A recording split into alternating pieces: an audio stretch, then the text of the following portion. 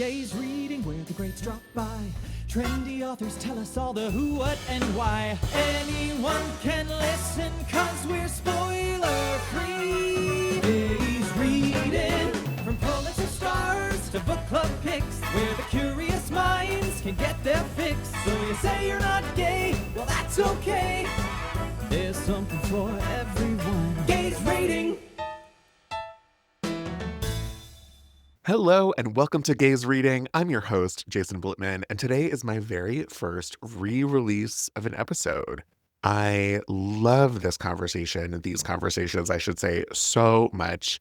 And there was no better time to re-release this episode. There was no other episode I could think of to re-release as of the first one. And this, of course, is the Wicked episode. I'm in conversation with Gregory Maguire, of course, the author of Wicked, and then I'm joined by guest gay reader Eric Williams, who is the host of the podcast, That's a Gay Ass Podcast. He's a friend of mine, and it was so much fun to talk about sort of what growing up and being gay and falling in love with Wicked felt like and meant. And then for the very first and so far only time on the show, I have a guest gay icon, and that is Eden Espinosa, who is a very long-running and early alphaba on Broadway, on tour in the LA company, and big Broadway star. And so it's this extravagant Wicked episode. So many things have happened since this episode aired. You'll hear me talk about how Rosie O'Donnell is my dream guest. And of course, she's been on the show since then. And if you haven't had a chance to listen, certainly go to the back catalog and check out my conversation with Rosie. And also, Elfie, the prequel to Wicked, has since been released. And just last week, it was announced that Gregory Maguire has a new book coming out in September 2026 that is a prequel called Galinda. And so it is the Glinda story, or the Galinda story. So that's super fun as well. Anyway, if you are new to Gaze Reading, welcome. I'm so happy to have you, and what a fun episode to start with. If you are back, welcome back. And if you've already listened to this episode, it might be fun to revisit because it's Wicked time, right? The second movie just came out. I don't know if you saw it. I certainly saw it and loved it. Listen, it is adaptations are adaptations are adaptations. And I think it's really cool that we're living in a time where this got made. So that's exciting. You can follow Gaze Reading on Instagram. We are at Gaze Reading. And for the month of December, you can get an annual subscription to the Gaze Reading Substack for 20% off, which is, I calculated, 13 cents a day, which is not a lot. And by subscribing, you really help keep this little indie gay podcast going. So much, much appreciated. You could find the link to that and all the other things in the show notes. There's still time to sign up for this month's book club that we have with Alstora. The link to that is also in the show notes. Of course, the book for this month is Like Family by Erin O. White. And those are all the things. I'm so grateful to all of you. We've hit 100 reviews on Apple Podcasts. Thank you so much to those of you who wrote reviews. If you're so inclined, it would mean so much to if you would write one as well, or just, give some stars, whatever it takes. It just means so much to help other folks find this podcast.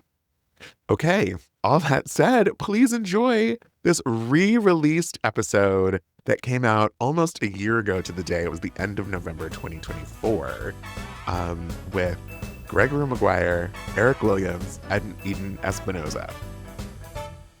Welcome to Gaze Reading. I'm so happy to have you here. Oh, it's a real treat to be here. I'm glad this could work out. I wasn't sure for a while if my schedule was so tight. I wasn't sure we'd be able to find a place, but here we are. Listen, thank you for squeezing me in. Here. I feel very nice and compact into your schedule. I feel like we could probably sit and talk forever and forever. So many pieces of your life, besides yourself, obviously, are queer coded or like queer adjacent. Yeah, I love that phrase, queer adjacent. In fact, I used it today in an email to my husband, who said, "Oh, that's a really cool phrase." I wasn't sure I had made it up, but clearly I did. Not to be confused with queer Jason. Oh, shoot. That I made up. That's mine. Starting with knowing you as a young person loved Harriet the Spy, Yeah. which Yeah. I just had a terrific conversation with an author a couple of weeks ago, Ruman Alam, who it's a very big, important book for him too. And he talked about how queer the book is. And I've never actually read the book, and it's on my list to buy. Well, But we'll have to hang up now because I can't talk to you if you don't know Harriet the Spy is a muse and will be a muse for you, like Emily Dickinson and Virginia Woolf and anybody I else. did see the movie as a young person, so I'm very familiar with the contextual importance. But I went to the bookstore the other day to buy it, and they did not have it. And this is before I even knew that you were such a fan. That's a crime. I will give me your address before the end of this show, and I will mail you. I promise.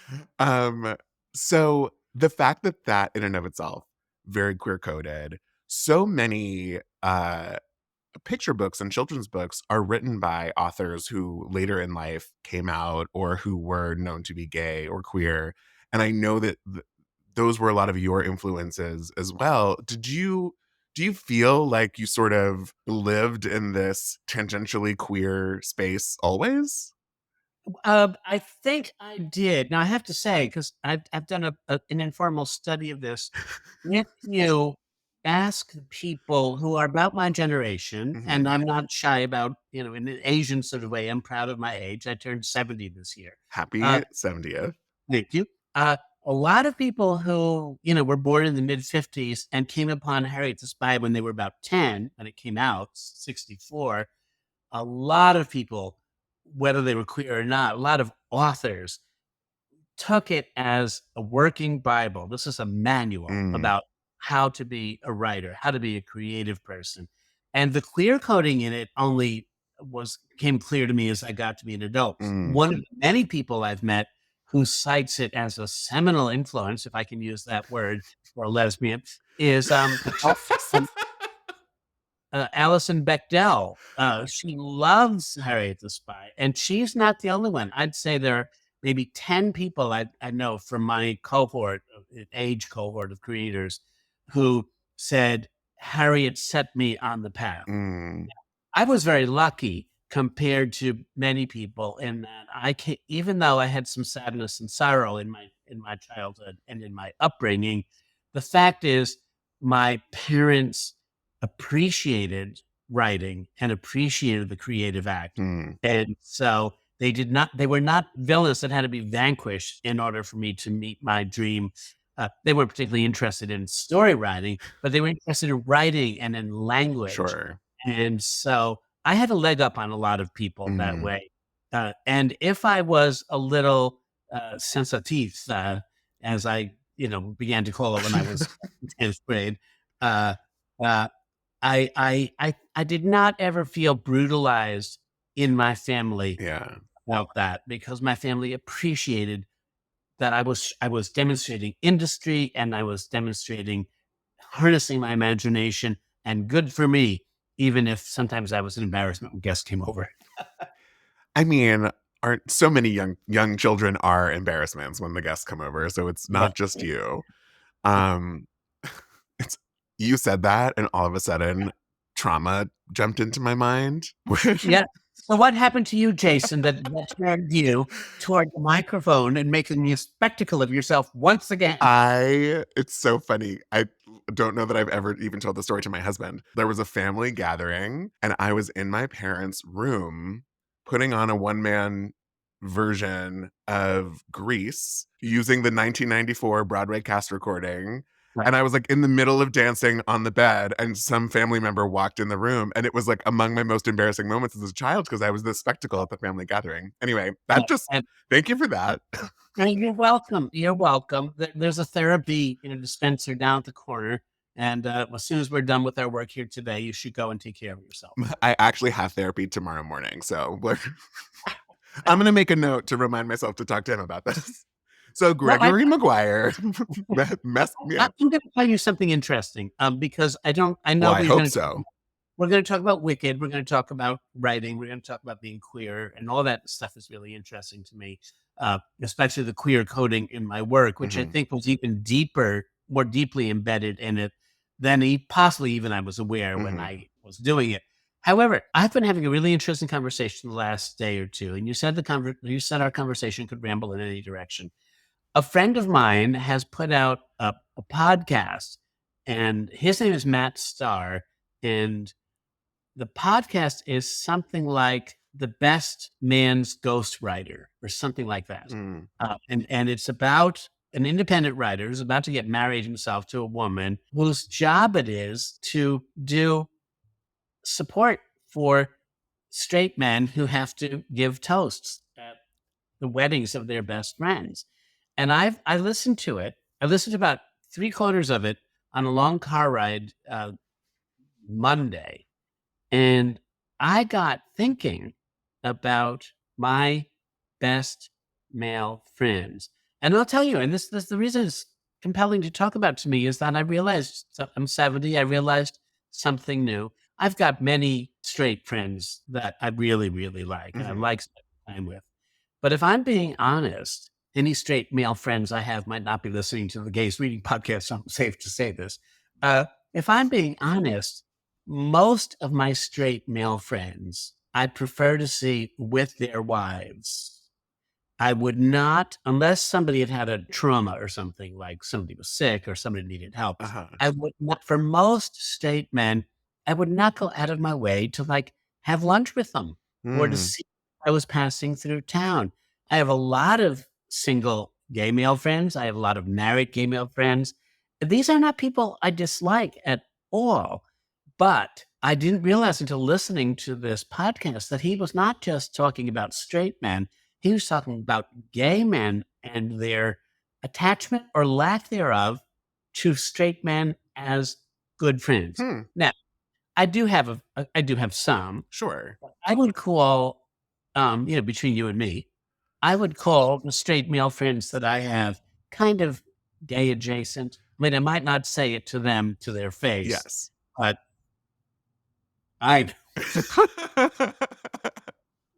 they're gay adjacent to me. Yes.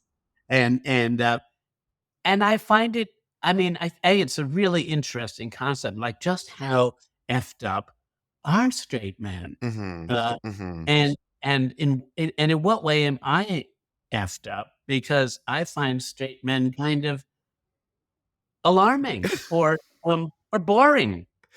They certainly can be. No offense to any straight men who listen. Yeah. The three of you. I have to say that I exclude my 3 living brothers from this because I would see any of my living brothers one-on-one for dinner or lunch any day of the year.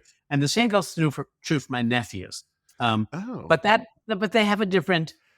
It's a different relationship to you. It's a different relationship to me. It's lifelong. Yeah, right. It doesn't need to be proven, and I don't need to prove myself. I'm like already punched into their world, whether they like it or not. I don't have to prove anything. It's very funny that you bring this up because just last week we went on a double date with a straight couple and their kid, and we were playing trivia. And in the middle of trivia, we knew that one of them was going to have to leave with the kid to take the kid home.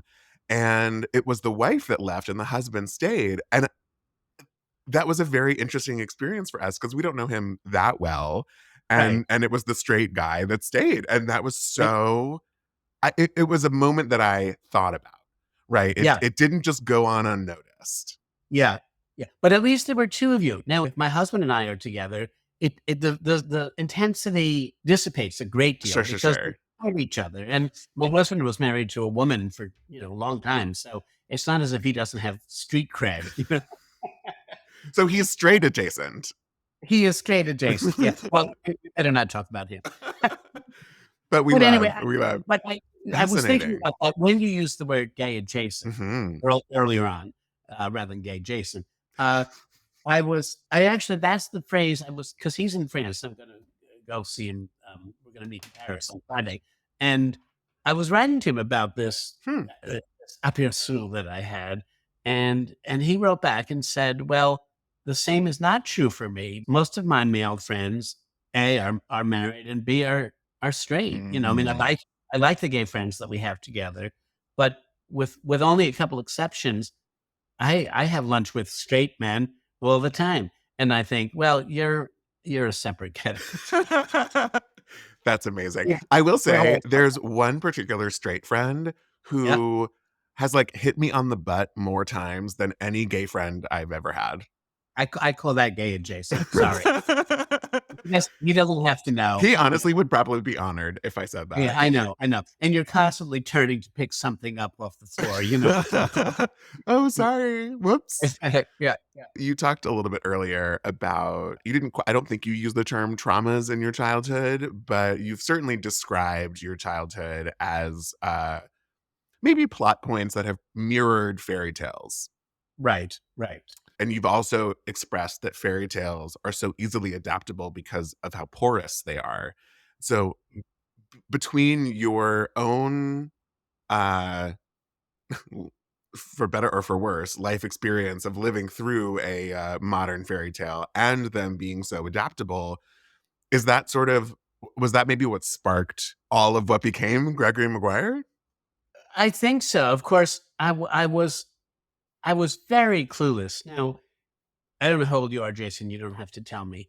But the fact of the matter is, it's very hard for the younger generation of gay men and gay women to realize before Stonewall, especially if you weren't in a hot urban area like New York or DC or San Francisco or someplace, uh, how very, how very not just closeted one was, but how out of the universe one was. There wasn't the language Mhm. and there wasn't a popular concept that the idea of an identity of being gay actually was a thing.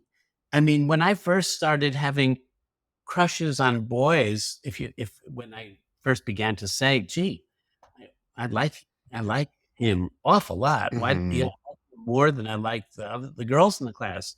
Why is that? You know, I knew the words. I knew the word fairy. Mm. I'm thinking of this because of your use of the word fairy tale. I knew the word fairy, and I knew it was a term that sixth grade and eighth grade boys slung at boys who weren't on the football team or boys who like to sit in at recess and draw instead of, you know, go out and kick each other's nuts in their throats. Um, and so I knew that it had meaning, Mm. but I didn't know it had a gendered meaning, and I didn't know it had an erotic meaning. I just thought it was behavioral. Some people like to make their bed before they go to school, and most people don't. But you know, so I'm a bed maker. You know, so you know, it Could you didn't. imagine if that's what we were called? Yeah, Or real. are you a bed maker? You better you hospital corners like you wouldn't believe. Right. To what degree of a bed maker are you? Yeah, yeah, That's really. so funny. I get a new sham every 3 months. Allowance. No, but you know, it really is. Yeah. I mean, I keep saying this, but it really is. I grew up in a very intellectual but very pious, old-fashioned Roman Catholic environment Mhm. where the sense of social justice was real. We just never talked about what we were being socially just about. So people my age, if they were as clueless as I was, had to kind of really work from first principles. Well, what do I feel when this boy walks in the 12th grade journalism room and we're going to have to lean together over the pages and decide if the margins are right? Why is it that I feel like I want to inch closer to him? Why do I want our elbows to touch? What does that mean? Mm. And you know, now I think it's almost impossible for anybody not to know what that means. But when I was 17, I was really I was curious. I was gay curious, but I didn't have the words for being gay curious. Sure. And now everybody does. So back to your question about what is it that fairy tales did for me as a writer, besides being called fairy tales, which was embarrassing in and of itself. And is probably going to be the name of your memoir, which I'm looking forward to. Yeah, that's right. What they did was they constantly, over and over and over again, in a set of, you know, 42 grim tales, almost everyone would begin with the youngest child or the only child or the orphan child abused in some way, having to find his or her way out in the harsh world and figure out, usually through charity, although sometimes through wits, how to survive the slings and arrows of outrageous fortune. Mm. And I think that I saw myself as the orphaned child who was possibly, you know, not clever Hans, but, the dumb Cluck. Sometimes the third one is the one who's a little bit addlepated, and Uh-huh. yeah, the other two older boys go off to make their living and get fortunes, and the young one has, I don't know, a toaster for a pet and drags it along Mm. by the electrical cord. Just not all there up there. And I think I saw myself as that. And yet, the boy with the toaster for a pet can live too. Not only he can live, Mm. he can sometimes, usually, he can win the princess, which back before I was gendered was like, oh, that's cool. There wasn't any prince to win, but I I'll mean, take the prince. even that could also be a stand-in for be the star of the story. Yeah, exactly, You know. exactly. Yeah, but I might, as you're kind of alluding to, my mother died when I was born. That doesn't happen anymore. My mother died Yeah. in childbirth. She lived a few days, and then she needed transfusions, and they didn't take, and she died of some sort of a blood anomaly or infection or something. Mhm. And so I went first to an aunt, and then shortly thereafter to an orphanage. And I spent my first couple of years being tended to by Catholic nuns and nurses until my father remarried and collected the family back together. So even though I don't have any memories of that, Mhm. it's certainly part of the what is past is prologue, part of how I think about myself. And I think that's why I identified with orphans and with the magic world that somehow allowed me to survive. Mhm. And the stepmother who raised me, who was anything but a wicked stepmother. In fact, in many ways, I used to joke with her when I was about 12. I said, you're both a wicked stepmother and a fairy godmother. Isn't that interesting? And she'd laugh because she liked literary references and she got what I was saying. I love that. I mean, you say you don't remember a lot of it, but one could imagine, and again, I'm not a therapist. Maybe I could ask mine tomorrow on your behalf. Yeah. Perhaps that's coming out in your books, right? Like these deep seated, maybe not repressed, but these things that live inside of you are coming out through the things that you're writing. Well, one of the things I noticed, actually, I have to confess, I'm a bear of very little brain, even if I'm loquacious, as they call it, as You are kids the call third one. it. Somebody else had pointed out to me that in my first 20 books, let's say some for children, some for adults, there is never a story that starts with two intact parents and a happy child. Mm. One parent is usually missing or dead, and more often than not, it's the mother. And it's almost as if in the story taking machinery of my mind, I can't even see anything worth talking about if there isn't a child who has to survive the death of a parent. It's like that's the prerequisite of a story. You need once upon a time, you need a dead mother. Let's go. Boom, we're off to the races. That's it. Yeah, That's all. that's That's it. the recipe. That's the right. Now, of course, Harriet the Spy had two parents, which you will find out when you get the package from about mail to you. But they were New Yorkers and they were somewhat narcissistic. Yeah. So in a way, she was orphaned too, Absent. and she was Yeah. raised by her governess, really. Mhm. Well, it's funny thinking about this and unpacking this. I have said many times, all I want is to get Rosie O'Donnell on this podcast. And Rosie, of course, played that nanny in the That's movie. right.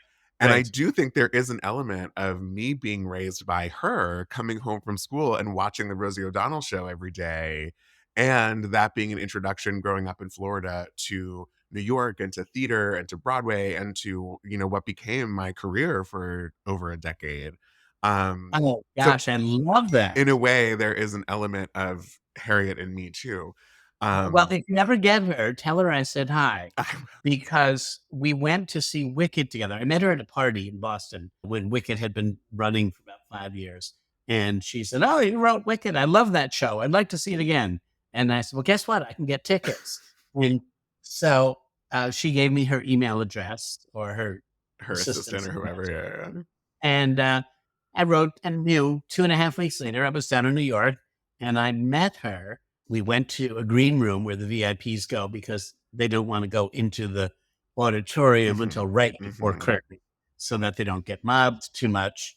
And I got to see what it was like to be gay adjacent to Rosie because we appeared at the edge of the central sort of corridor that separates the lower seats from the upper seats at the Gershwin Theater in New York, and just paused there. I'd say we were only 90 seconds from curtain, and I could see heads swivel, 1,700 people, and then I could hear the murmur of recognition and identification ripple out from her, and everybody was so attentive to her, and I was like this velvet ambulatory theater bolster, like rolling along beside her, baloopa or something.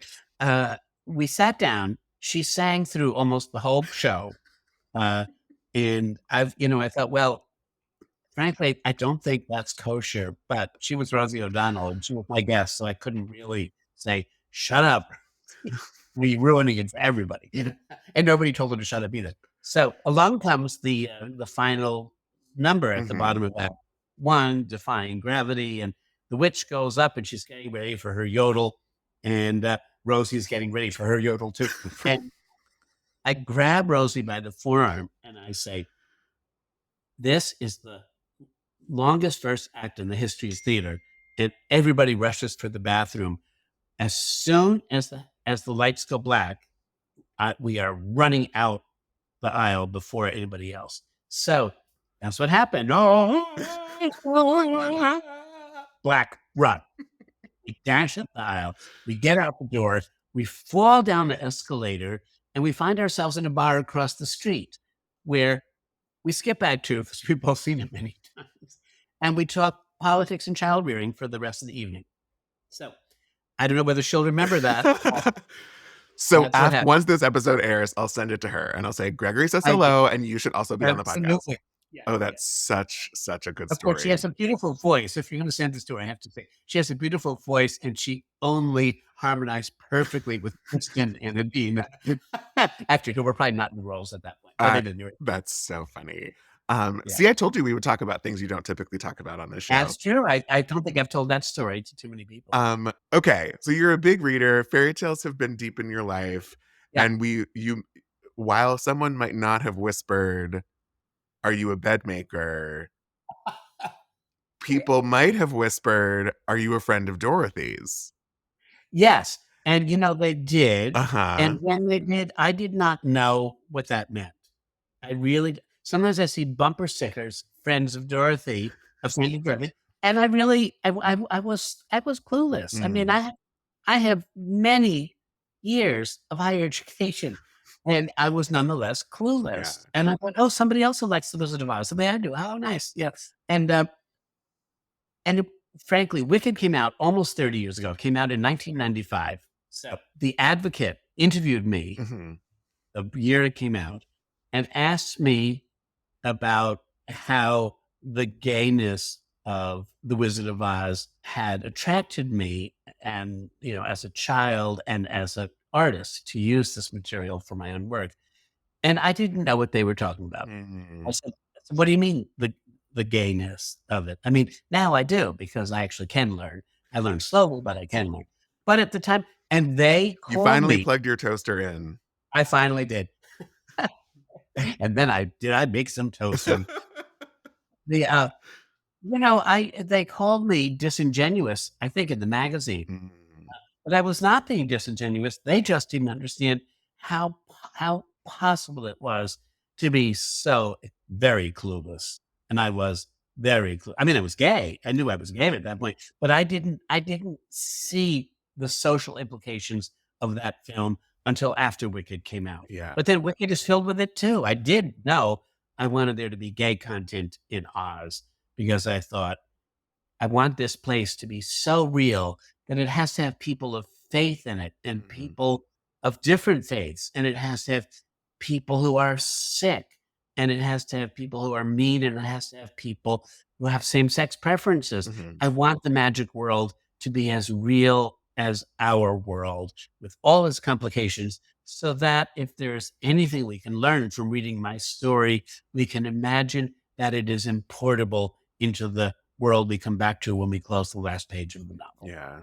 To go back to Wizard of Oz for a second, while you might not have seen it as queer coded, there were still things, whether you realized or not, that were relatable to you. There were elements that, you know what I mean? So, like, sure, it might not have been a direct connection. So it just perhaps wasn't at top of mind. Not only is it the whole friend of Dorothy queer codedness of the Wizard of Oz, but there's also a history of gay men and our affinity and relationships to villains. To villains and to Judy Garland. And to Judy Garland. All of that went meow, meow, No, meow. right. And the villain, of course. I was just sitting on my bed playing with my toaster. As long as you're not near water. Yeah, yeah. Don't splash me. But it's funny because I was at a conference on last Thursday in Charlotte, North Carolina. Mhm. This conference was a Wizard of Oz conference, and when I went out to lunch one day with a straight woman, and we talked about our love for the Wizard of Oz, I asked her, "What moment in that film is the moment that made you feel the most, whether it was terror or joy or satisfaction or relief? What was the moment of deepest feeling for you when you were little and you watched that movie?" And she thought about it and she said, "The moment that Dorothy pushes open the door and Technicolor Oz, Technicolor Munchkinland is out there." Well, that wasn't mine, partly because I didn't see the movie in color until I was probably, 28 or something, because we had a black and white TV. So you had no idea what everyone was talking about. I didn't know I'd what it was. I really didn't get it. As I say, So what was your moment? My moment is back to your, this refers to your question about the queer coding, Mhm. even when you don't know that that's what you're getting. My moment was when Dorothy turns to the three friends of Dorothy and she says to the Scarecrow, "I think I'm going to miss you most of all." Mhm. That always, because I knew I was the Scarecrow. Mhm. I was the smart one. I was the first one. I was going to be the last one. I was the loyal one. I was not going to give up. And that was a very, sort of gay man having, preferring to be with a single woman than to be with a straight man. It was the same we're talking about. He loved her and she loved him for it. And I, on a certain way, to code, over to Dr. Seuss, my heart got 3 times larger that day. Yeah. Whenever I saw that scene, it made me sad, but made me happy. Mm. It made me sad that they were saying goodbye, but made me happy that Dorothy could realize his value. And I suppose it probably made me think maybe somebody one day will see my value, even if I have straw sticking out of my shirt and a painted face. Maybe I will be recognized as having the kind of value that Dorothy recognizes in that person. Mm. That's what I wanted to be. Don't we all? And here we are. And here we are. And here we are. And I mean Gay- that, and I mean that really sort of wonderfully. Oh, absolutely. Absolutely. And of course I did eventually get with the program. I began to sing, Sure. that when I would go read, there might be 300 people in the audience and there'd be about, 85% women and the rest would be kids or gay men. And there'd be maybe 3 or 4 straight men who had to put their heads in a paper bag because they didn't want to be recognized. Mhm. They were too gay adjacent, I guess. But I figured it out. Yeah. And it wasn't as simple as clicking your heels 3 times. You you put in the work. Oh, I put in the work, but this is not all about me. It's about Elphaba. I'm not going to go into my sorry history of figuring things out. No. But what I find so interesting is, like, yes, it is. You just said it's about Elphaba, but I think what a lot of people don't necessarily know about you is you are tremendously prolific. You have a gajillion books out there, not just adult novels, but YA novels and picture books. And I mean, I only learned recently and cannot wait to get my hands on a copy of Making Mischief, the Maurice Sendak appreciation Oh, book. yes. Oh, yeah. I mean, like, you didn't just write Wicked. You didn't just write, the Wicked Years series. Right. Your well is very deep, Gregory Maguire. I think there have been, I think I have 42 books over a 45-year period, if I remember correctly. And I'm slowing down a little bit. I've also raised 3 adopted children with my husband, and I've started and run nonprofits. And for a while, I was a college teacher, and I lived abroad. And This I've is done about you. It is not just about Alphabet. but you know what? I love standing behind Alphabet. Sometimes Mm. people, especially younger people, say, "What is it like to go into the mall and be recognized?" And I say, the wonderful thing about being in the entertainment business as a writer is that nobody, I mean, unless you're Salman Rushdie or maybe John Updike, or at this point, maybe Margaret Atwood, nobody recognizes you as a writer. You can be totally anonymous. You're not a politician. You're not a performer. Mhm. You're a spy. You are Harriet the spy, still in your cloak of invisible ordinariness, Mhm. paying attention to the world and taking notes so that you can be more accurate as you try to represent the yin and the yang of it the next time you go back to work. Now, it's equally true that when people mention that I wrote Wicked, they get a kind of a glow on their face, but I can walk out the room and 10 minutes later past this, on the street, past people who were hearing me speak, and they don't recognize me Right. because who they were seeing was a green-skinned woman with a tall black hat. Yeah. Alphabet will always be more recognizable than a tedious, old, middle-class, white, balding, schlubby Gregory Maguire. That's exactly the way I like it. I mean, I like it cute a little bit from a certain angle, but the lights are low, and and as sometimes said, if the perspective's right, Uh-huh. but it's a wonderful disguise to be a writer because nobody pays attention to you. You don't wear your talents Yeah.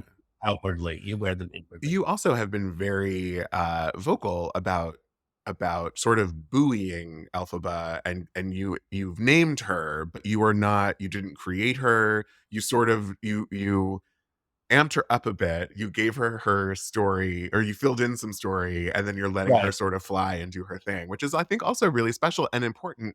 You have this reverence for the character, for the story, and sort of as a shepherd, less so a dictator. Absolutely. I mean, I do have banks of lawyers to keep anybody from using my intellectual property without my permission. I won't pretend that I don't. But on the other hand, I really do feel, I don't know whether you happen to have seen, there was an article in the New York Times about 2 weeks ago about the character of the Wicked Witch of the West. It was in the Sunday Arts section. No. And it was terrific. One of the things I liked about it is that the author traces the iterations of the Wicked Witch of the West in the American consciousness. What did Baum make of her as a one-eyed witch out in the castle of the Winky, in the country of the Winkies? What did MGM make of her when Margaret Hamilton was turned Max Factor Green? What did The Wiz make of her on stage and in the film?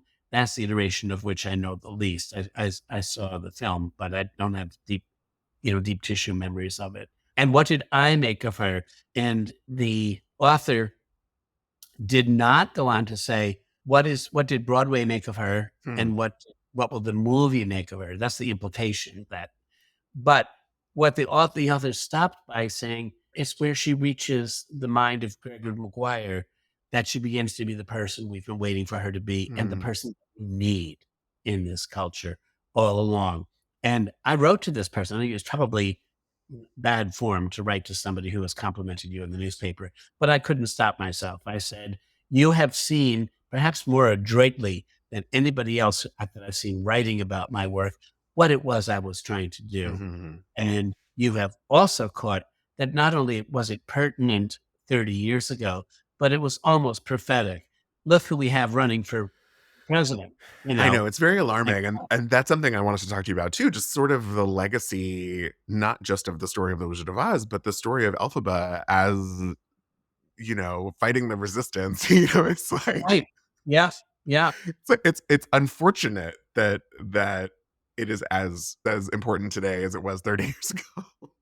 30 years ago, Jason, I thought this book might not actually make it. And then when the play was coming up, I thought the play might not make it because it was so retro. because it was handling things as if they might have been written in the 1950s when I was born. Oh, anything but. It just becomes more and more pertinent It with the passing by it's the year period. so funny that you say that because my story with Wicked, the first time I learned about it was, I don't know how. I'm a musical theater nerd, and Yep. when I was a kid, was on some or a teenager, I was on some mailing list that teachers were on for like New York field trips. Right. And it was like a list of all of the shows that were coming to Broadway, and you could select to go see it with your class or whatever. And so Right. one of the shows in this pamphlet was Wicked, and it hadn't, I think it maybe had started performances in San Francisco, but it certainly wasn't in New York yet. And I was like, the description of, what happened after Dorothy dropped in and the story of, or before Dorothy dropped in and the story of the Right. Wicked Witch. I was like, this is either going to be a huge hit or it's going to be a flop, and I have to see it. And so Right. truly booked tickets and went on a trip to New York because I was like, God only knows what's going to happen with this musical. Yeah. And I love this concept so much. I have to go. And here we Yeah. are. And here we are. When I went to San Francisco, where the out of town tryouts were happening, I saw it 5 times in 8 days because I wasn't convinced it was going to make it to New York. And I Wow. wanted to be able to remember it for the rest of my life. So I saw it every night and a matinee too in the time that I had before I had to fly home. Yeah. Little did I know 21 years later. Yeah. So special. And what's so incredible that people I'm sure don't even realize, of course, is that while the book was a success, in the first 8 years that it was around, never hit the bestseller list. It's true. And thank you so much for dragging my name through the mud. Uh, Well, It's true. It's the gag so the gag of it all is too that Stephen Schwartz has never won a Tony Award, but the joke's on everybody else. You know what I mean? yes. So like, No, I know. No, it's true. It sold um, almost 1,000,000 copies in the 8 years before it opened on Broadway. yeah, And by most metrics, that's a best-selling book. I'm a best-selling absolutely. writer. However, it didn't sell them all in the first flood. It was the iconic sleeper syndrome. People read it and liked it, and bookstores started facing it out because it had a beautiful cover. Hmm. And in a way that rarely charts like this for most artists, it sold for about the first 6 years. It sold more every 6-month period than the period before. Usually, you have one chance at selling books, and that's the season it comes out. And by the second season, most of your books are remaindered or pulped, Yeah. and you have earned from them what you're going to. And that's how most of my other books have performed. Sure, Not sure, exactly. sure. Listen, when you throw 40 some odd books out, Yep. I've had 3 books that sold over 1,000,000 copies, but Wicked by amazing. far has outsold the rest of all my work put together. I feel like I could talk to you all day, but just I'm thinking about what I want to talk to you about. Right, right. Elphaba discovers that she has these powers, and then she learns how to harness them. Mhm. When did you discover your own powers, and how did you learn to harness them? Oh gosh. We will have to talk all day in order to carry any of that. I mean, I knew how to draw. I had a natural talent for drawing. And as soon as I could draw, and I like to draw and I liked illustrations, as soon as I could draw, by that I mean in kindergarten, and I realized that writing letters was a kind of drawing. It was a sort of drawing of symbols. Actually, printing letters was fun too, because it was a kind of drawing. I would draw pictures and write captions.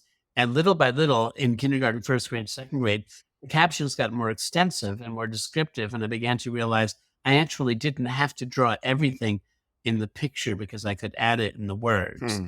I loved doing that in early grade school. I mean, Wow. early grade school. By the time I was 4th grade, I had moved from one school system to another, one Catholic school to another. We moved to a better neighborhood. And I think maybe the nun in charge of the 4th grade class, Sister Mary Perpetua, probably saw A, that I was talented, and B, that I was lonely because I was a new kid in this class. And she encouraged you to keep going. She said, Sister Mary Perpetua. Mary Perpetua. She did. You got it. And I'm not making that up. I can't believe said, that. would you write a play that we can put on for Thanksgiving? Wow. So it's like I get there in September. By November, I'm writing the class play. It was called The First Thanksgiving. I won't go into it. Sure. For the best. But it was, we put it on, and I got, you talked about when did I see? Well, I was picked out by Sister Mary Perpetua. Other nuns and other teachers had already done it before. My parents had looked at my work and smiled. They hadn't actually read it, but they liked that I was industrious and I wasn't getting into trouble. But Sister Mary Perpetua read it and said, okay, we'll mount this. And we put it on. It lasted about 10 minutes. If this were a 2-hour podcast, I would tell you the plot. But suffice it to say that 10 years later, 10 years after I was in 4th grade, I came back to that grade school and I became a teacher. I taught 7th and 8th grade English. Oh, wow. My first year out of college. What did I do with the 7th and 8th grade English, the fine literature class, the special class? I took them to New York in a van to see my special readers, my high-end readers, to see Stephen Schwartz's show Pippin.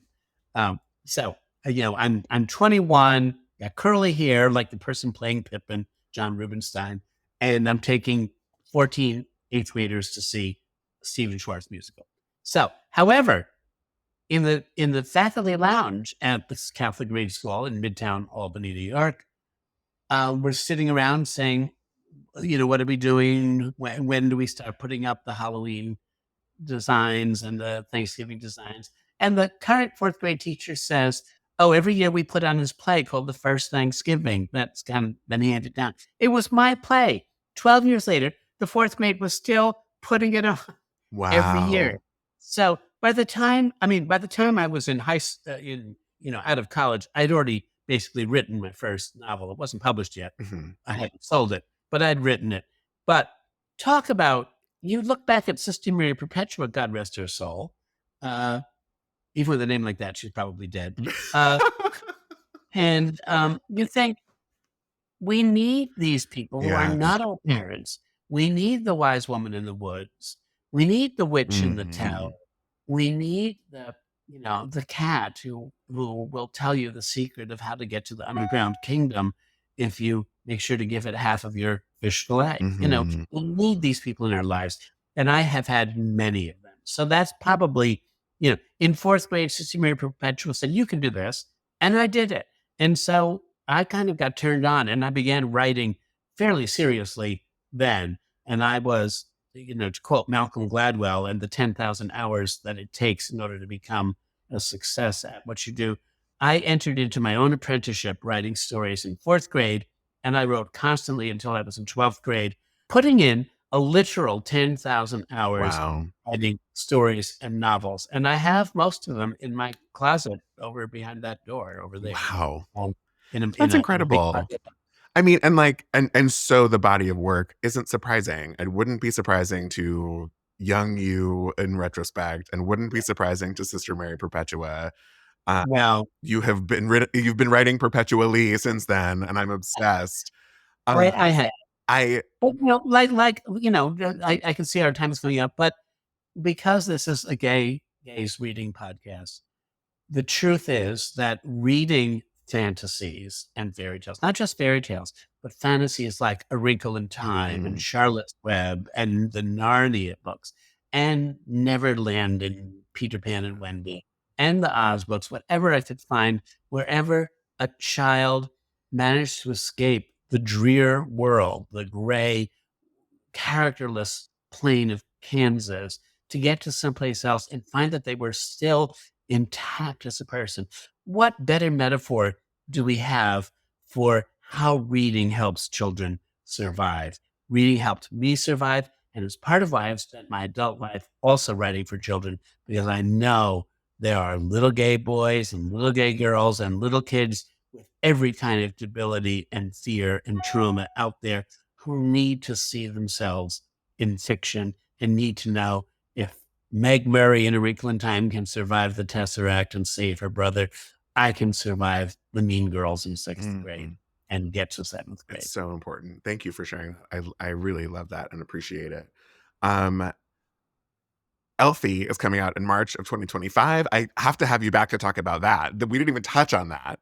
Absolutely. Yes, it's probably premature to touch on it now. I have to go make my bed a few more times. You have to make your bed. One final thing. This episode Yeah. is coming out the week that the movie comes out, the week that part Okay. one of the movie comes out. Okay. The book obviously has been a great success. The musical introduced so many people to the book. This is going to introduce so many young people, like you were just describing, to the story, to Elphaba. Is there something that you want our listeners to think about, or to take away from their experience seeing the movie this week? What does it mean to you? Well, it's always all right to lose yourself in a fiction. It's always all right, because eventually the light through the camera goes dark, curtain comes down, the book reaches its final page, and you are done with the fiction, but you are not just are you still yourself, you're a little bit stronger, you're a little bit larger. You're a little bit larger of spirit and sympathy than you were before you started. I do believe that, which is why at the age of 70, I still read every day, because I don't want to stop perpetually getting larger of spirit and of soul and of heart. I love that so much. Of mind and of soul and of heart and of courage. Gregory Maguire, thank you so much for being here. Well, thank you, Gay Jason.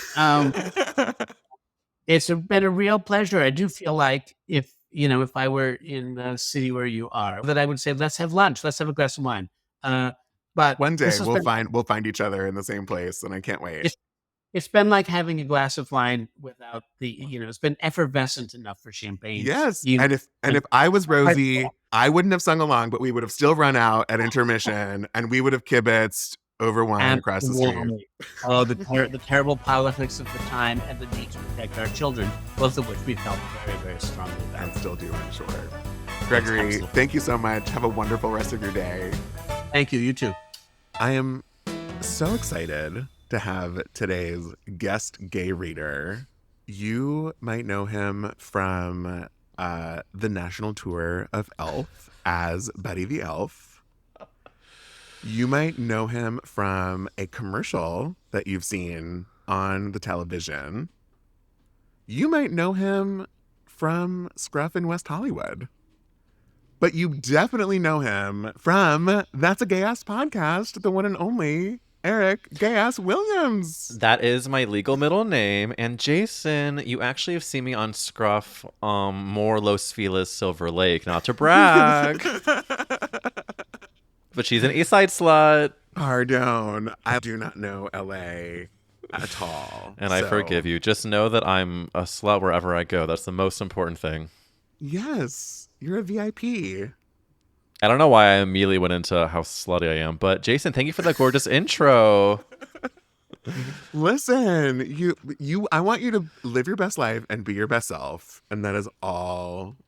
Yes. Also, Alpha Musical has not been used in one of my intros in years, and you are, as a theater gay, I feel so seen and safe with you, and a fellow Jewess. So, Jason, it's such an honor to be on your very gay, very good podcast. This is a long time coming. I've wanted you here for so long, and you have not written a book yet, so I haven't gotten to have you on as an author.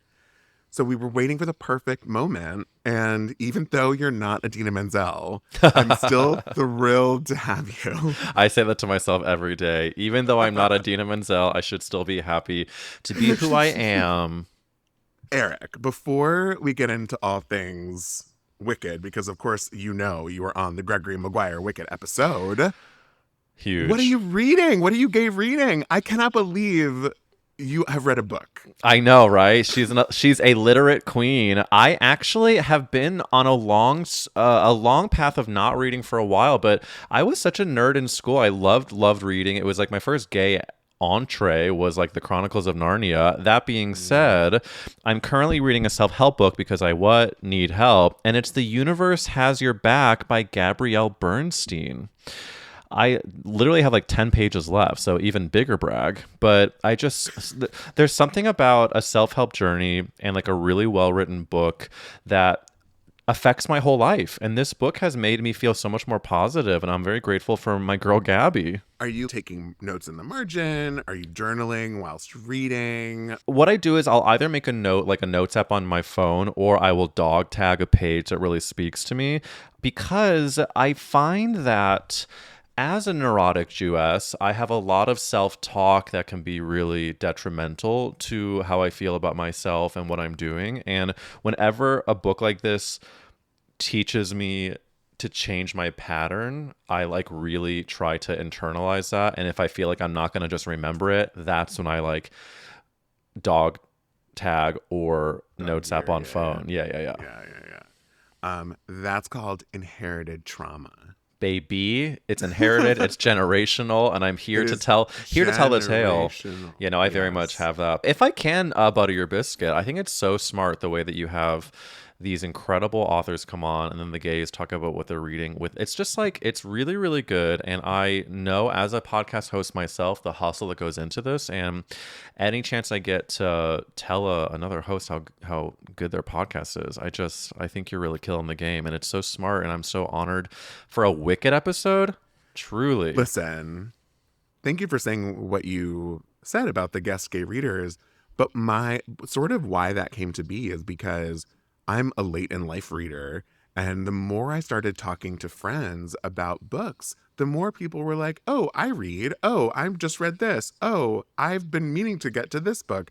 And it's so many more people are readers than you ever realized. One of our mutual guests, the lovely and very handsome James Scully, was reading 2 books at a time. Who would have thought? I find that reading for me is something I think a lot of people feel this way. You wish you had more time to prioritize it. But I think that people like you who really are constantly reading, it is so good for the soul, and it's time that you're not spending on your phone. And I aspire to do more of it, because I really, really, really like reading. Was not to sound, a little therapy speaky, but it was like my first like fantasy safe space as a little closeted kid. I was just reading magic, and I was like a Roald Dahl stan. Again, Chronicles of Narnia. I remember Aragon was like a really long fantasy book I read. So yeah, I'm inspired by you and the podcast, because I want to get back into reading more as an adult. It's so good for the soul.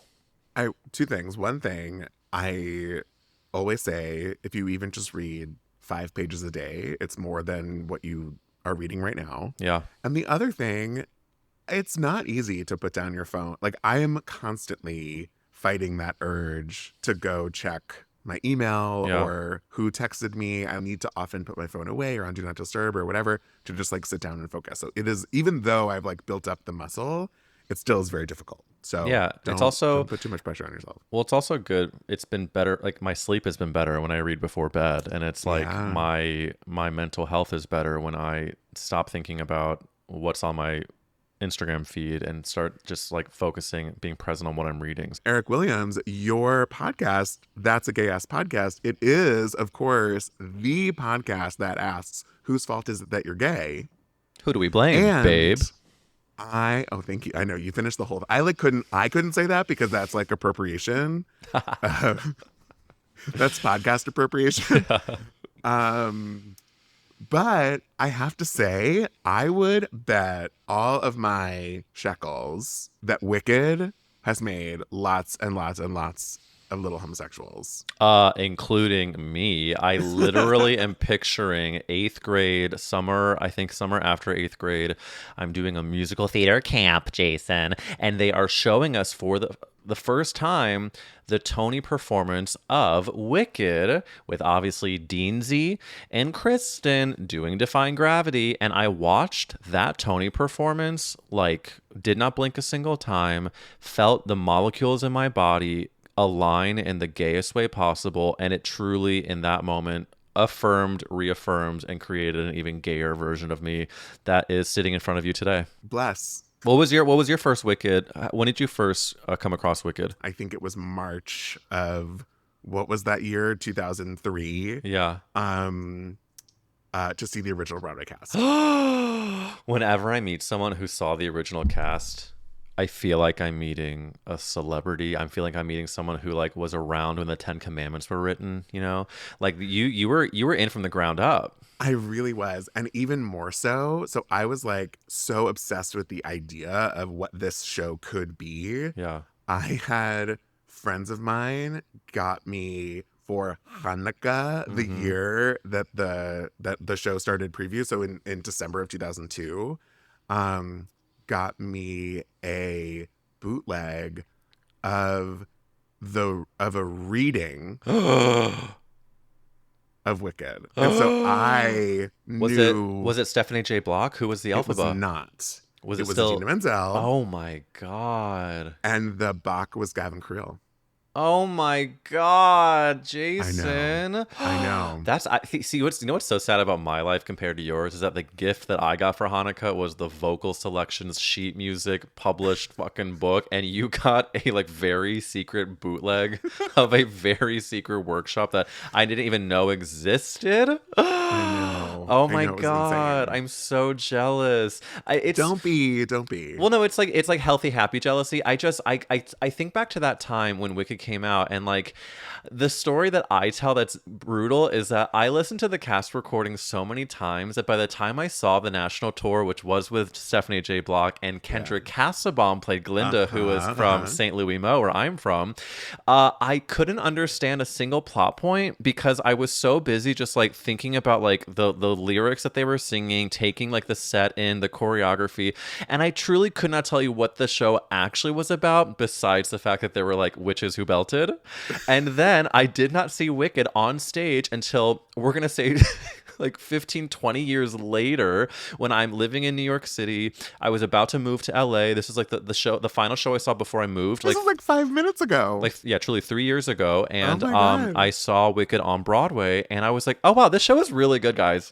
Like, it makes sense. The plot makes sense. And I was so gagged at how it's such a well-oiled machine. It just is. I could not take it in at 14, 15 years old when I first saw it. And now as an adult, I'm just like, damn. Yeah. No, it's like, it's such a special piece of sort of theater history. Yeah. And like, I do my homework for Gays Reading, and I do consume a lot of That's a Gay Ass podcast because I adore you and I love listening to you. But I don't think I ever scrolled back and listened to episode 1. For curiosity, I listened to the very first episode. I'm sure you don't, but do you remember what you talked about on that first episode? Is that the one with Ashley Gavin? It is. God, I truly don't. I truly No, that's don't. okay. But the irony is you talk about villains. Oh, yes. Disney villains came up. I remember that. Yes. Jafar. You talk about Jafar and sort of the camp of the villain. Yes. And I was like, oh my God, what Eric and I are about to talk about is the camp of a villain. And not only is she like a villain, she's misunderstood. Yeah. And in turn, very like queer. And she's a fucking like beltress. So, Yeah.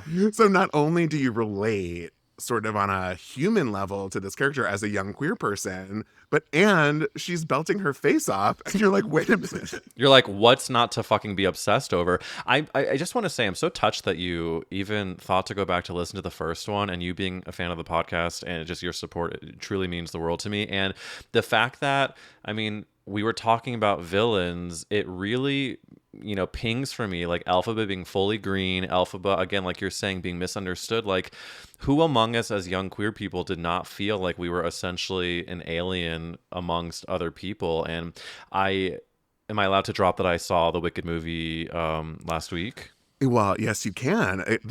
That movie comes out this weekend. I'm embarrassed to say, you're allowed to say that you saw it and you're allowed to talk about it. And I am very ashamed to tell you, I've not even pre-ordered tickets. That's okay. Be kind to yourself, but you do need to make that happen. As long as it's like in this calendar month, I think. I need to see it like within a week. Like, yeah, I can't. it's gonna happen, but of course it'll be me being like, wait, why does nobody have seats left? It's like, oh right, because all the other homos bought the tickets And 2 to months be ago. to be fair, speaking of all the other homos, I am married to a homo who made sure within seconds of it going on sale that we had our tickets. So had it not been him, I'd probably be a Jason Blitman who'd be like, yeah, I'm going to see it within the week. But within the second they went on sale, we had seats for that night.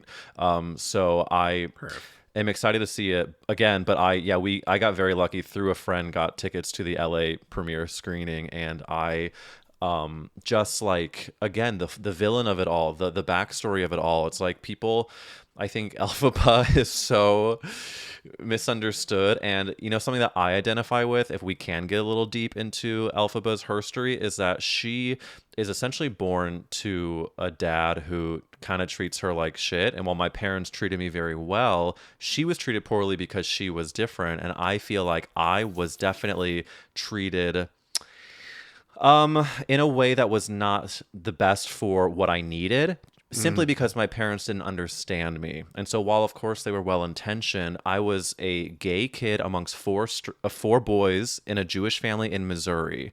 So like I really, I think even just hearing the music as a kid, understood her feeling so like the odds were stacked against her. And then, and like, thank God the movie is so good and just so great at giving a voice to that experience. And I think Cynthia Erivo is, the perfect person to perform that. Is talk about the vocals, talk about the acting, just like it's a slay. It's a slay. This is like the gayest thing ever. I desperately wanted Idina Menzel to sign my poster. And I knew she didn't come out of the stage door after the show. Sure. So I waited at the stage door before the show to catch her on her way in. I'm gagged. I'm so gagged. Standing at the stage door, waiting in the snow, mind you.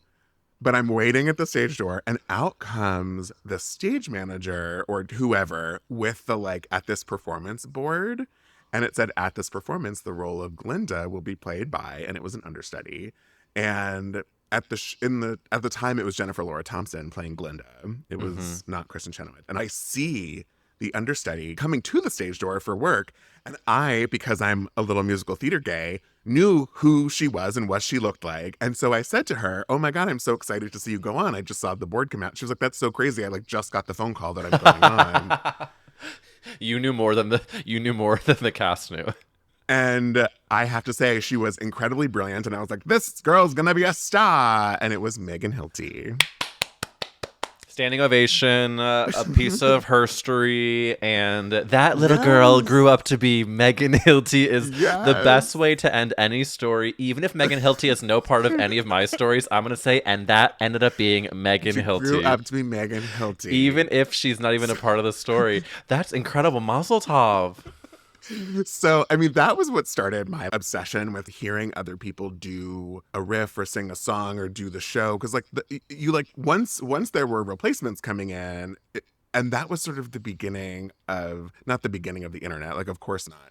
But it was sort of the beginning of us, our generation, like, really being online. And like, I seeking remember bootlegs. Like, it was very bootleg heavy. Like, the LimeWire recording of Sekon Sengblo singing Define Gravity changed my life. When you texted me before this that we were going to talk about our favorite Elphaba riffs, Sekon Sengblo came up in my mind. I'm truly serious, because it was, I think, one of the first experiences of like someone making it her own. And there was a singular growl that she did. There was such a like beautiful strength and obviously delicious belting. Sekon was huge for me. I do think that like origin story when it comes to riff love is, say it with me girlies, Shoshana Bean. I think that That's not what I was gonna say. Were you gonna say Eden? I was. So Eden is huge because of Fiero. Wait, what? For me, it's feeling things I've never felt. Feeling She hits an F things sharp. I've never felt. Yes, and that actually, one. and actually, That I think gets me. it was Fiero. I think that was might have been the Eden Espinosa one. Shoshana, if I may go to another riff source, is Seth Rudetsky had her go.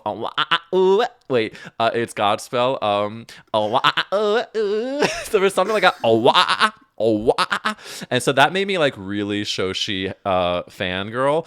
And then just like hearing her story about being, you know, like a standby, and then her what do they call bootlegs on for slime tutorials?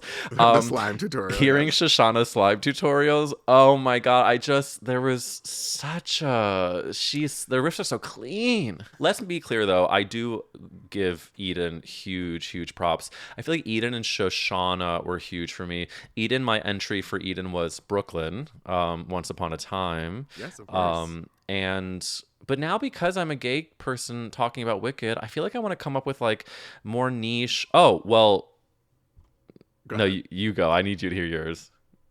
Well, so I have 3 faves. Okay, give it to me. I've seen Wicked way too many times. It's embarrassing. Good.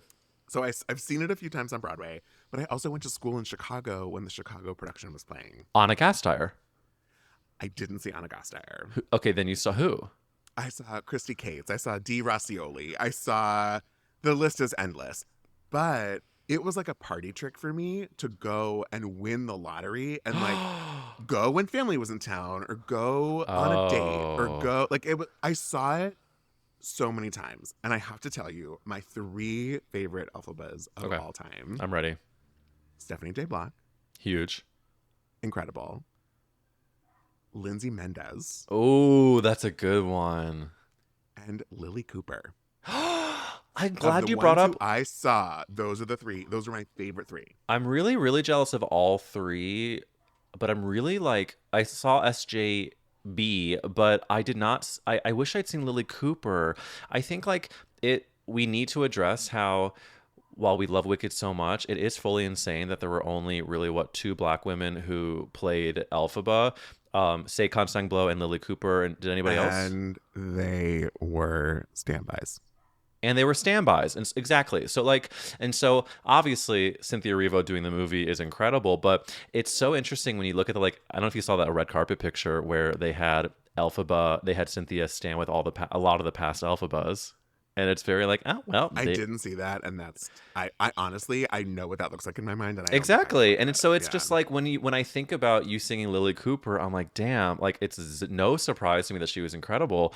And I just feel like, you know, shouting out that fact is important because it is really insane that a 20+ year show has that legacy. I really find it to be, especially about a fucking girl who's painted green, about feeling othered. The story of a person of color. Literally. So let's not address that. Yeah. But wow, you got to see some really good ones. Wow. But speaking of super niche, again, knowing that we were going to have this conversation, and I'm so excited to send this to you when we get off of this. Yeah. I stumbled upon this girl. Her name is Emily Schulteis. Okay. She was the Elphaba standby on the second national tour. And when I tell you, it is the best acted Wizard and I and Defying Gravity I've ever seen. I could not believe it. I was like, I don't know who this girl is. I'm a fan. I'm a stan. I would watch this over and over again. She was so good. Oh, I can't wait for you to send that to me. People could sing their face off and no one cares about the acting necessarily. Right. But when both happens, it is magical. I did a show with a girl who her dream was always to play Elphaba, and man, she has been in it for the long haul, auditioning, and she ended up, I think, on the second national tour being like maybe in the ensemble and then more like the second understudy.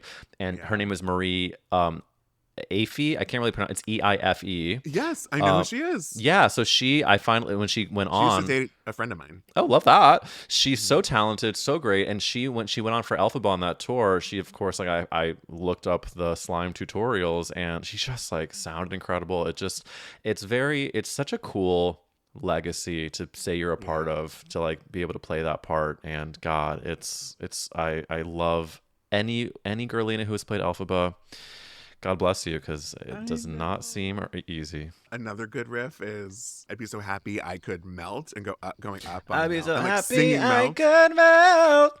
That's the one.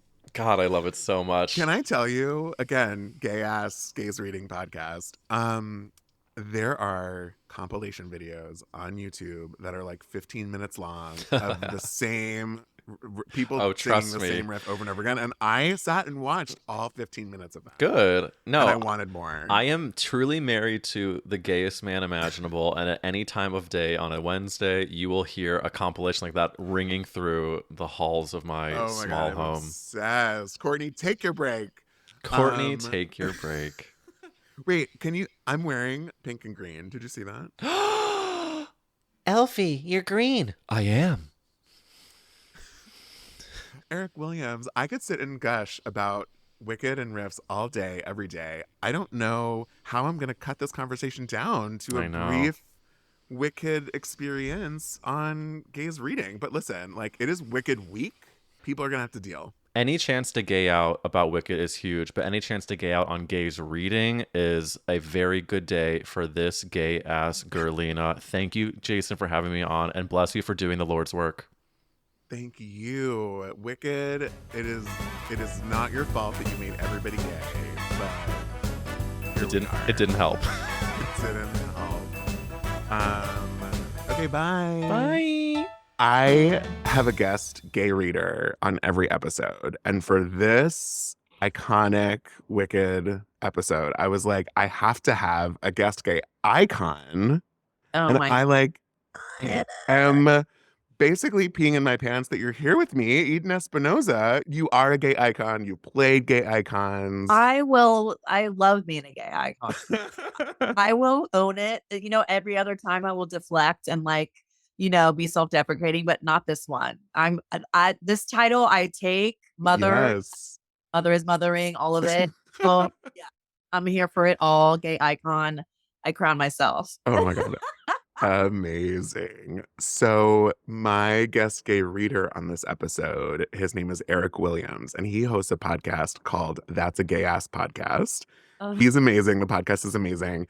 And every episode he asks his guest, whose fault is it that you're gay? Okay. And so obviously it's no one's fault. But I joked with him. I was like, the amount of little homos running around out there where Wicked made them gay, and more specifically, Eden Espinosa riffs made them gay.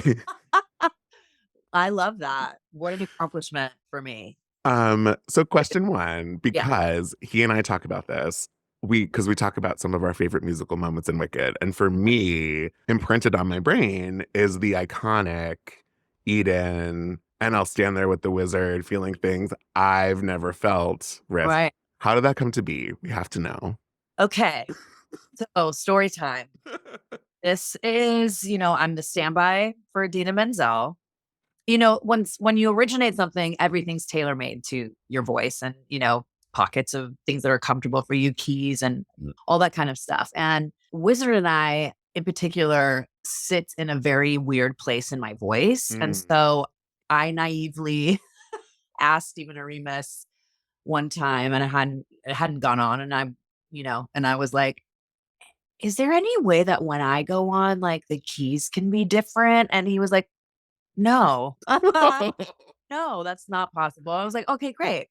So, I, being the standby, I always just wanted to be ready. So especially in the beginning, Well, and not to interrupt you, I'm sorry for interrupting you, but when you say standby, like, y'all, Eden Espinosa is the OG standby. Like, the only other human that the world has heard sing the songs is Idina Menzel. Like, at the time, right, at the time. So that was a moment where you're like, okay, what am I going to do?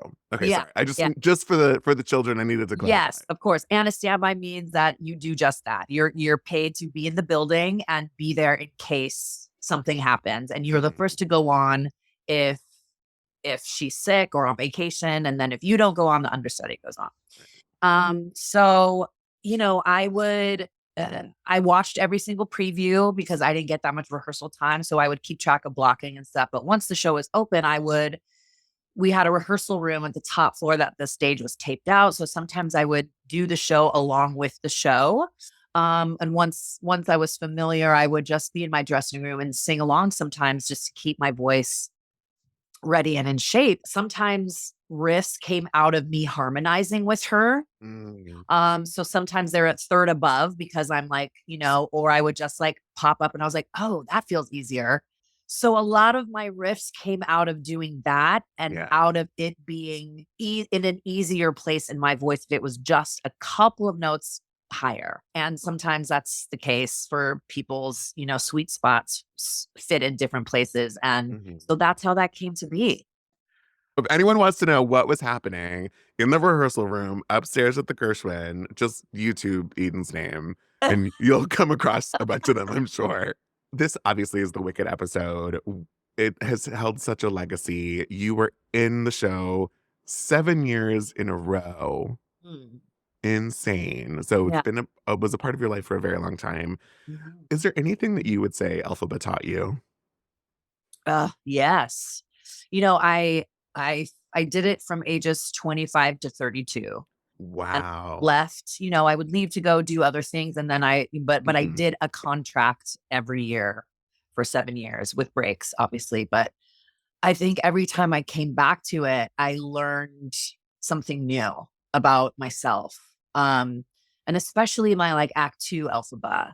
I think earlier on, I connected to my Act 1 Elphaba very strong because I had similar experiences like bullying and people making fun of me and playing tricks on me or pretending to include me in a group. And then we're all going to plan to wear a certain outfit. And then the next day I'm the only one that shows up, or we're going to wear Halloween costumes to school. And I'm the only one that shows up in a Halloween costume that is not a sexy cheerleader like Humpty Dumpty. Like literally Mean Girls plot point. Yeah, like, 100%. Oh my God. So I really, really identified with her. But I think, that song, Defying Gravity, like the older I got, was more and more resonant because it's just like, take the leap, be yourself, be the different person, be loud about the things you're passionate about. I'm happy that people still want to hear me sing that song. People still want to hear me sing Wicked songs. And it's if I allow myself to be present and quiet with how it resonates with me presently at any given moment, it's very strong. And it's very, I don't know. It's just, it's always a lesson. Sometimes I'm not ready to have it, so I'll just sing this. You know what I mean? It's like I have to be able to let it penetrate my soul. Yeah, I think most of all, it's be unapologetically you. Be loud about the things you have convictions of on. Yeah, it's really incredible, like what music can do for us. Every once in a while, in my head, I'll hear the end of "I'm Here" from The Color Purple. I'm going to take a deep breath, going to hold my head up, going to put my shoulders back, looking straight in the eye. Right. Like it's just this empowering thing that music can inspire you. Yeah. And it's time to trust your instincts, close your eyes and leap, I think is also super important. My life mantra is leap and the net will come. Yeah. And I guess Elphaba too. Yeah, for sure. We're tight that way. Okay, we'll keep talking about Wicked in a sec, but I have to ask, because we're on Gays Reading, you are the guest gay icon reader. Eden Espinosa, what are you reading? I have an on and off love affair with reading because I think it's partially because of my attention span. Yeah. And our attention span to really not just read the words and go, wait, what did I just read? And go, you have to, but to really take in a story. And it's actually one of my favorite things to let a story engulf you, an actual book, not a Kindle, not an actual book. So I just started reading again and making it a daily, even if it's just for 15 minutes. It's one of my new let's find down. So I am reading Court of Thorn and Roses right now. Yes. And what's crazy is somebody recommended that book to me 2 years ago, and I bought it. And I was like, I love sets, so I bought the whole set. And I had been reading chapters 1 through 3 over the last 2 years. like literally. And then Yeah. I couldn't get into it. Not that I didn't enjoy it, but there was something about it that Yeah. and recently people would be like, just get past, just trust me. And yes. So I'm almost done with that first one. So fun. Yeah. I love that. It's so funny because whenever I tell someone, like, I'm going to ask you what you're reading, and it could be truly, literally anything. It does not have to be a book. Book. Because like when someone reflects on just reading as a thing, we realize that we're actually doing it every single day, whether it's a novel or not. And yet every single person still wants to say a book, even if they're like what you just said, like, I'm not a huge reader. It took me a minute to get into it. I love when a story can envelop me, but I'm like, girl, you're probably reading your emails every day. And that isn't, Yeah. you really want to sit here and talk about a book that you're reading, which I think is so cool. Yeah. And really speaks to sort of the power of what, sitting in your bed before you go to sleep, reading Court of Thorn and Roses will do. Yes. Yeah. So fun. I have not picked it up yet, but I've heard It's fun. It's delicious. It's one of those worlds that it takes you a minute to get to know the places and the characters and how they're all related. And then there's some links. There's little Well, it's funny because when you said I love sets, I thought you said you love sex. And I was like, oh, well, that's why you bought the books, of course. I guess it could go either way. It's fine. So funny.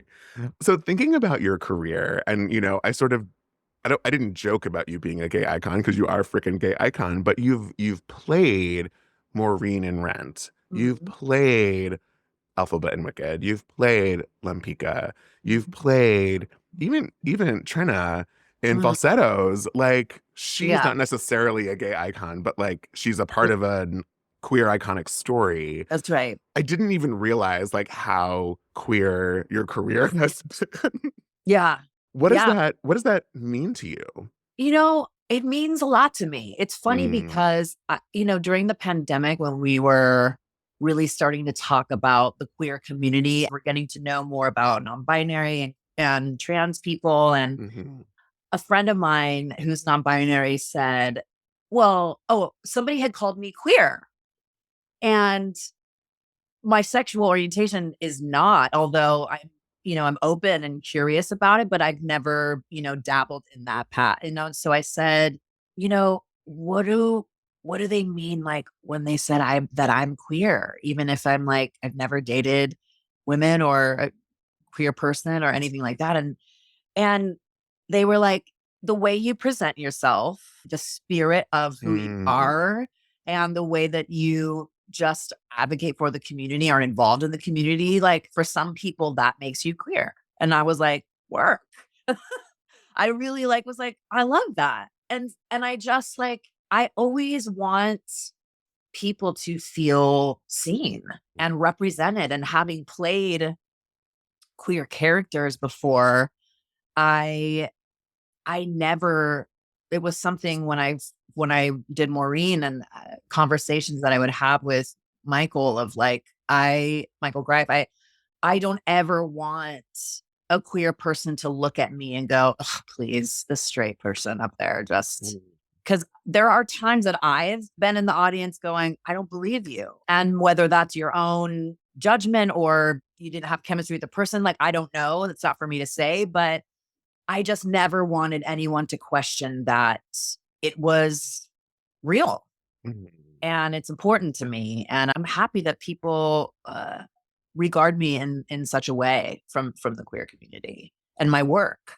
And that makes me proud because I just want people to feel, I want everyone to be able to see themselves in art at any point, So that's important to me. And it doesn't hurt that you're talented AF. There's that too. Okay, so why do you think Wicked has the legacy that it has? I've just told the story to both Gregory Maguire and Eric Williams how when I first learned about Wicked, It was before it opened on Broadway. And I was like, this is either going to be a huge hit or a huge flop. I have to go see it right now. And my little gay ass from South Florida got on a plane at, 15 years old with my dad. And we went to go see, and I bought house seats to Wicked through a friend of a friend. And I saw the original cast because I was like, who knows what's going to be? Yeah. Now here we are. Why do you think it's sort of stood the test of time as it has? I think everybody felt that at the beginning. We were all like, we don't know if this is the thing. Even reviews were like mixed. But I think ultimately what it is I think it's several things. It's the references and the world that America in particular is so connected to because of The Wizard of Oz and because of the original stories and the original movie. So it's familiar. It's something that we all know. And then it gives us like this, as Joe Mantello would say, like if the camera would pan over here while this story is happening that we all know, we get an inside track as to what's going on over there. Mm-hmm. And beyond that, there's these universal qualities of the story of friendship, of sisterhood, of feeling othered, political things happening in our environment that we feel out of control and helpless are giving us courage to stand up to the man. There's so many, the feeling of like peer pressure, even of once somebody sees you or pins you as something, do I have to keep living up to that? Or can I break away from what people think I am?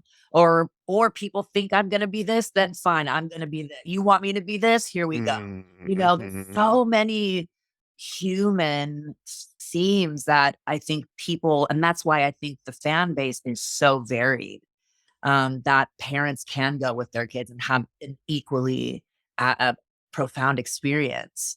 And so I think that's why it will continue. And now with the movie, an even wider audience and an even younger audience, it's just wild that all these years later, I remember I was talking to a friend the other day who was in the original cast. And I was like, remember when we used to ask like when the movie's coming out and they like, it's not coming out anytime soon.